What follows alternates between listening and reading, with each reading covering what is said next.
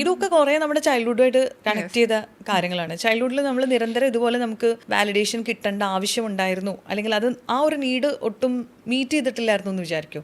നമ്മുടെ primary care givers നമ്മളെ ഒട്ടും അപ്രീഷിയേറ്റ് ചെയ്തിട്ടുണ്ടായിരുന്നില്ല, നമ്മുടെ എക്സിസ്റ്റൻസ് തന്നെ അവർക്ക് മാറ്റർ ആയിരുന്നില്ല എന്നാണ് നമുക്ക് ഫീൽ ചെയ്തിട്ടുള്ളതെങ്കിൽ, അവർ ചിലപ്പോൾ അങ്ങനെ ആയിരിക്കില്ല വിചാരിച്ചിട്ടുണ്ടാവുക, പക്ഷെ നമുക്ക് എങ്ങനെ ഫീൽ ചെയ്തു എന്നുള്ളതാണല്ലോ. അപ്പോൾ നമുക്ക് അങ്ങനെ ഫീൽ ചെയ്തിട്ടുണ്ടായിരുന്നില്ല എങ്കിൽ നമ്മൾ ആസ് എൻ അഡൾട്ട് ഏറ്റവും അധികം സീക്ക് ചെയ്യുന്നത് ഇതായിരിക്കും. അന്ന് അവിടെ കിട്ടാതെ പോയ സംഭവങ്ങളായിരിക്കും. അതാണ് ഏറ്റവും അധികം റിലേഷൻഷിപ്പിൽ ആയിരിക്കും അത് റിഫ്ലക്ട് ചെയ്യുക, പ്രത്യേകിച്ച് പാർട്ട്ണറുമായിട്ടുള്ള റിലേഷൻഷിപ്പിൽ. അന്ന് അവിടെ കിട്ടാതെ പോയതൊക്കെ ഇവിടെ ഒന്ന് അന്വേഷിക്കും. ഈ മനുഷ്യന് ഇതൊന്നും അറിഞ്ഞിട്ടുണ്ടാവില്ലല്ലോ. പുള്ളിയുടെ റിക്വയർമെന്റ്സ് ചിലപ്പോൾ എൻ്റെ ഡിഫറെൻ്റ് ആയിരിക്കും, ആളുടെ ചൈൽഡ്ഹുഡും ഡിഫറെൻ്റ് ആയിരിക്കും. അപ്പം ഇങ്ങനെയൊക്കെ വരുമ്പോഴാണ് ഇത് എവിടെയായി ഈ പ്രശ്നം വരുന്നത് നമുക്ക് ഫിഗർ ഔട്ട് ചെയ്യാൻ തന്നെ ഇറ്റ് വിൽ ടേക്ക് ടൈം.